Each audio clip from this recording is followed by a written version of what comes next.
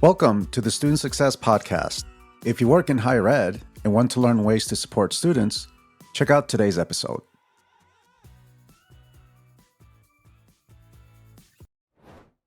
Hey everyone, today's episode is different.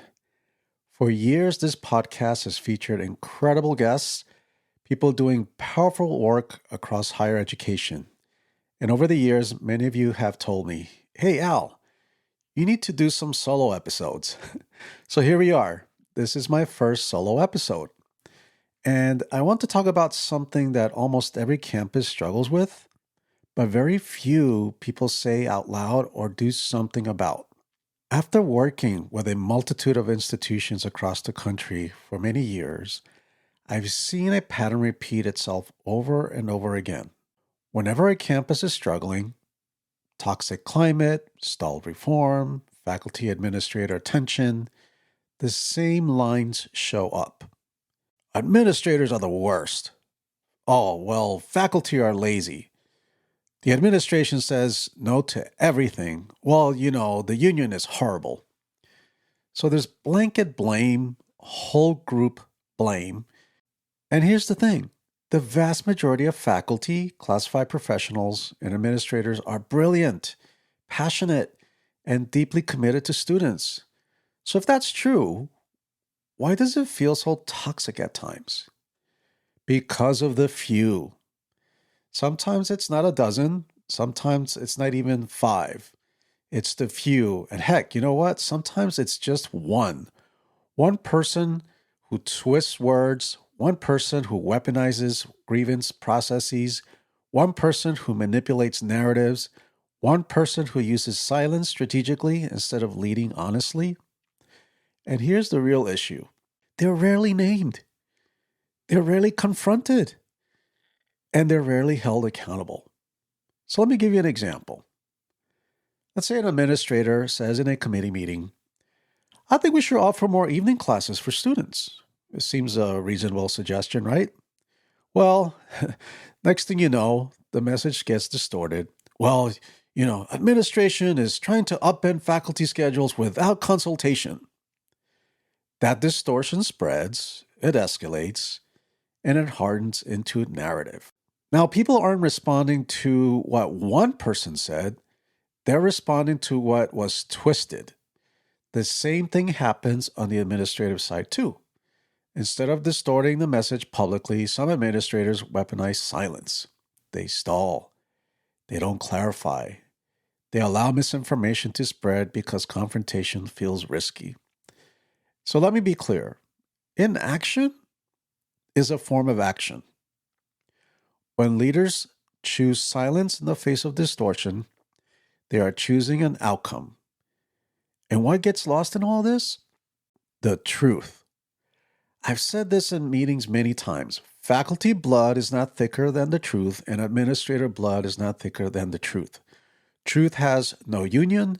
Truth has no cabinet. Truth stands alone. Now, this is where things get uncomfortable.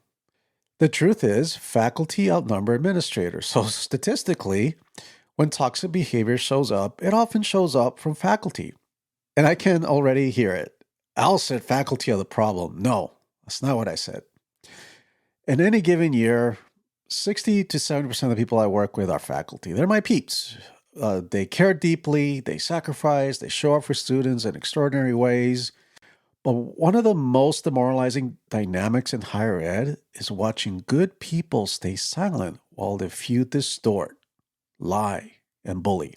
I've had faculty tell me quietly, hey Al, I don't want to say anything because I don't want to be bullied. Think about that. Brilliant educators afraid to speak the truth because of social retaliation.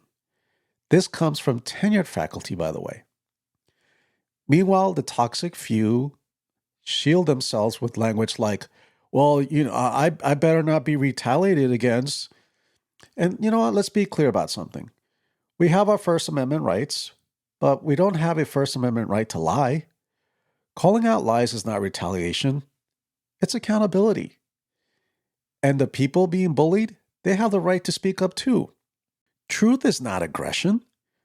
Truth is not retaliation. Truth is justice. And here's another thing that needs to be said. Toxicity is not exclusive to one racial dynamic. Yes, systemic racism exists. Yes, inequity exists. But on many campuses, the toxicity is internal. Black on black, brown on brown, black on brown, and vice versa. Toxic people exist across race, ethnicity, union status, job classification. Heck, one campus recently saw 3 toxic Latina faculty take out a kind student-centered Latina college president with their constant lies, made-up grievances, and bullying. We cannot build equity on a foundation of lies. And we cannot pretend cultural harm only moves in one direction. And calling that out does not make someone anti-equity. It makes them pro-truth. So what do we do? First, stop the blanket game.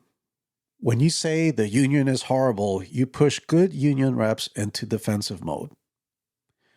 When you say administration is terrible, you push good administrators into survival or defensive mode. Group level blame strengthens group loyalty. People circle the wagons. And guess what gets protected? The few. Second thing we can do. Just start naming the individuals. If someone is distorting the truth, name it. If someone is weaponizing grievance processes, name it. If someone is manipulating through silence, name it. But don't go empty-handed. Gather your evidence. Document the behavior. Find your allies. Speak carefully, but speak clearly. You cannot fight shadows. You have to name them. And there's a real cost of silence. Too many people tell good educators all the time, hey, you know what? Just keep your head down. Just stay out of it. You know what? Just focus on your work. That sounds neutral, but it's not. It's complicity. Silence doesn't make you strong. It makes the toxic behavior stronger. And here's what I believe deeply. Institutions achieve student success when educators help each other succeed. But that requires courage. It requires people willing to say, hey, that's not accurate. Wait a second, that's not true. Whoa, hold on here. That's not how this happened. And to do so without fear of social exile.